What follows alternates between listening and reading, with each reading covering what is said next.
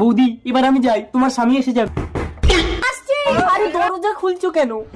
দেখি कौन है ये लोग? কি খুঁজছো ঠাকুরজি? আমার স্বামী কোথায় বৌদি? এখানে। ঠাকুর জামাইকে একটু যত্ন করছিলাম। বৌদি তুমি দাদাকেও ঠকাচ্ছ আর আমার কপালটাও পুড়ছো। দাঁড়াও দাদাকে ফোন করছি। বৌদি দাদা এসে গেছে, এবার কি হবে? আরে তাড়াতাড়ি খাটের তলায় ঢোক, তুমিও ঢুকে যাও। কি ব্যাপার মিতা, এক গ্লাস জল নিয়ে আসো। এই সুযোগে জলের সঙ্গে ঘুমের বড়ি মিশিয়ে ওকে খাইয়ে দেবো।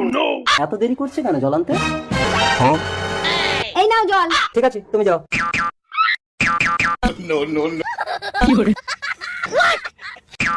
তার মানে ঘুমের বড়িটা খেয়েছে। ও ঠাকুর জামাই বেরিয়ে এসো।